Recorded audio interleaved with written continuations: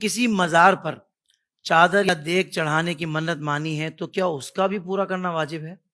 دیکھیں، منت چادر کی یا مزار پر دیگ چڑھانے کی یہ عرفی منت کہلاتی ہے، صحیح ہے، شرعی منت نہیں ہے یہ، یعنی ٹھیک ہے۔ اس کا کرنا واجب نہیں ہے۔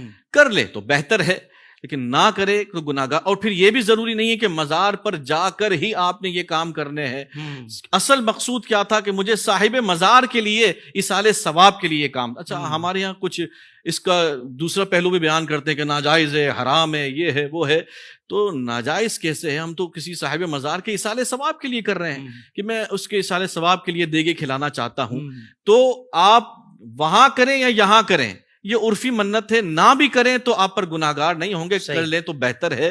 لیکن مزار پر چادر کے متعلق یہ ذرا میں اس پر تھوڑا سا کلام کرنا چاہوں گا کہ اعلیٰ حضرت علیہ الرحمہ فرماتے ہیں کہ ایک مزار پر ایک چادر موجود ہے، ہنوز باقی ہے، تو پھر دوسری چادر اس پر چڑھانا فضول ہے۔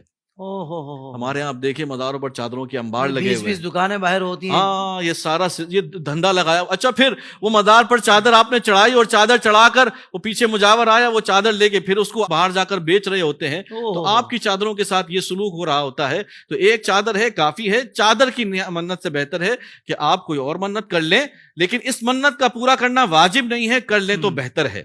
واجب انہی منتوں کا ہے جو میں نے آپ کو بتائی، نماز ہے، روزہ ہے، حج ہے، دیگر ہے، صدقہ زکوٰۃ ہے، وہ واجب ہے، وہ آپ کو کرنی ہوگی۔ یعنی صاحب مزار سے عقیدت کا اظہار ضرور کریں، مگر اس کی ڈائریکشن درست کریں، ڈائریکشن درست کریں۔ جو چیز کام میں ہی نہیں آنی اور جس کا غلط استعمال بھی چادروں کا وہ کر رہے ہوتے ہیں، اس طرح بیچ رہے ہوتے ہیں دوبارہ، تو پھر ہم وہ کام ہی کیوں، اس کو کیوں فروغ دیں اس کام کو؟ اچھا، پھر میں عرض کروں کہ صرف چادر ہی نہیں، وہ تالے باندھنے کی منتیں، دھاگے باندھنے کی منتیں، اور نہ جانے وہاں پر کیا کچھ نہیں ہو رہا۔ خدا را، یہ میں اپنے سنی مسلمانوں سے درخواست کروں گا ہاتھ جوڑ کر، خدا را مزاروں پر جا کر ایسا کام نہ کریں جس کا شریعت سے کوئی تعلق نہیں ہے۔ کرتے آپ لوگ ہیں، جواب علماء کو دینے پڑتے ہیں۔ اور اس کا اگر آپ اعلیٰ حضرت کی تعلیمات دیکھیں تو اعلیٰ حضرت نے کیا تعلیمات ارشاد فرمائی ہیں کہ جب صاحب مزار کے بارگاہ میں حاضر ہو تو آپ پائنتی کی جانب سے جائیں اور 4 ہاتھ کے فاصلے پر کھڑے رہے، اور وہی کھڑے رہ کر سلام عرض کی، دعا پڑھی، جو کچھ پڑھنا پڑایا، اور پھر آپ سر کی جانب سے نکل گئے۔ نہ آپ کو وہاں چمٹنے کا حکم ہے، نہ آپ کو وہاں بوسے دینے کا حکم ہے، نہ آپ کو وہاں جھولے لٹکانے کا حکم ہے، نہ وہاں دھاگے باندھنے کا حکم ہے۔ ایسا کوئی حکم نہیں ہے۔ اگر ہم اعلیٰ حضرت ہی کی فقط تعلیمات پر عمل کر لیں تو ہم پر اتنے سارے جو اعتراضات ہوتے ہیں وہ بھی ختم ہو جائیں کہ ہم جو وہاں پر ہو رہے ہیں۔ اور یہ بھی میں عرض کروں کہ یہ جتنے مزارات غیر عالم جاہل مجاوروں کے زیر انتظام ہیں، یہ صرف وہیں کام ہو رہے ہیں، لیکن جہاں علماء ہیں وہاں کبھی آپ کو یہ چیزیں نظر نہیں سبحان اللہ، سبحان اللہ۔ جتنے بھی جاہل لوگ ہیں یہ کام کر رہے ہیں، علماء کی موجودگی میں یہ کام کبھی نہیں ہو سکتا، آپ دیکھیں گے انشاءاللہ۔ بالکل ٹھیک ہے۔ ناظرین کرام، واقعتاً جو الحمدللہ مسلک اہل سنت ہے، اس میں جو بھی احکامات علماء کرام بیان کرتے ہیں تو یہ قرآن و حدیث کے مطابق ہی بات یہاں ہوتی ہے۔ جو قرآن و حدیث سے متصادم ہے، اول تو کوئی بزرگ کو کرتا ہوا پائیں گے نہیں، کیونکہ وہ بزرگ ہی نہیں ہے جو قرآن و حدیث سے متصادم بات کو اپنائے اور فروغ دے۔ سب ایسا ہی ہے۔ اور جو بزرگوں کی باتیں یہاں کی جاتی ہیں الحمدللہ قرآن و حدیث سے متصادم نہیں ہوتی، یقین مانے نہیں ہوتی، اور انہی کو ہم اپنا بزرگ کہتے ہیں اور انہی کی تقلید کرتے ہیں جو نظریاتی اور فروعی معاملات ہوتے ہیں اس کے اندر۔ اور بنیادی عقائد تو وہ تو ظاہر بات ہے کہ ہم نے بغیر دلیل بھی ماننے ہیں الحمدللہ۔ تو یہ بات سمجھنے کی ہے کہ الحمدللہ خرافات جو ان چیزوں میں شامل ہو چکی ہیں، بانگ دہل الحمدللہ برملا اظہار کیا جا رہا ہے کہ یہ خرافات ہیں، ان کو ختم ہونا چاہیے۔ کوئی بھی ذی علم ان کاموں کی اجازت نہیں دے سکتا۔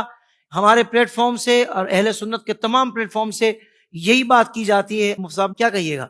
جی بالکل، میں عوام اہل سنت سے بالخصوص گزارش کروں گا کہ کوئی بھی کام کرنے سے پہلے کسی مستند عالم دین سے اس کی تصدیق کر لیں کہ یہ جو میں کام کرنے جا رہا ہوں اور دین کا کام، نیکی کا کام کرنے جا رہا ہوں، کیا اس کی کوئی شریعت میں گنجائش ہے، کوئی اس کا طریقہ ہے، کوئی اس کی سند ہے؟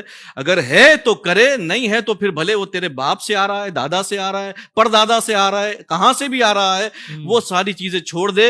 اور اگر یہ روش اختیار کرنا نہیں، یہ تو ہمارے باپ دادا سے چلا آ رہا ہے، تو یہ مسلمان کا نہیں، یہ کفار کا طریقہ یا نام نہاد پیر صاحب کہہ رہے ہیں۔ ہاں، یہ تو پیر صاحب کے کہنے پر، پیروں نے تو آج ہمارا جو نام نہاد، ہر سارے نہیں جو غیر مستند اور جو ڈبہ پیر ہیں انہوں نے تو بیڑا غرق کر کے رکھا ہوا ہے. اللہ ان کے شر سے محفوظ رکھے. جو خود بھی گمراہ ہو رہے ہیں اپنے عقیدت مندوں کو بھی گمراہ کر رہے ہیں. اسی لیے اعلیٰ حضرت فتاوی رضویہ اور صدر الشریعہ نے پیر رکھنے سے پہلے بھی 4 شرائطیں بتا دی کہ آپ کسی کو پیر بنانا چاہتے ہیں تو پہلے ان 4 چیزوں پر پرکھ لیں کہ وہ ہے بھی یا نہیں اس کا اہل. سب سے پہلی بنیاد یہی ہے کہ وہ سنی صحیح العقیدہ ہو. سنی صحیح العقیدہ ہو اور اس کی تمام تر تعریفات پر پورا اترتا ہو. صرف یہی نہیں کہ وہ سنی کہتا ہو اپنے آپ کو, اس کی ضروریات کے مطابق. اور پھر دوسرا یہ کہ سنی ہونے کے ساتھ اتنا علم بھی رکھتا ہو کہ وہ اپنی ضرورت کے مسائل کتب دینیہ سے نکال سکتا ہو. عقیدہ صحیح ہے لیکن خود کچھ علم نہیں ہے تو خود جب مسئلہ پوچھا جائے گا تو الٹا سیدھا مسئلہ بتائے گا اور خود بھی گمراہ ہوگا, اپنی عوام کو بھی گمراہ کرے گا. یہ 2 چیزیں ہونے کے باوجود بھی فرمایا کہ وہ فاسق معلن نہ ہو, اعلانیہ کوئی گناہ نہ کرتا ہو. نماز کا وقت ہو رہا ہے, پھر صاحب بیٹھے ہوئے نماز ہماری مکے مدینے میں, یہ تو عام رائج ہے.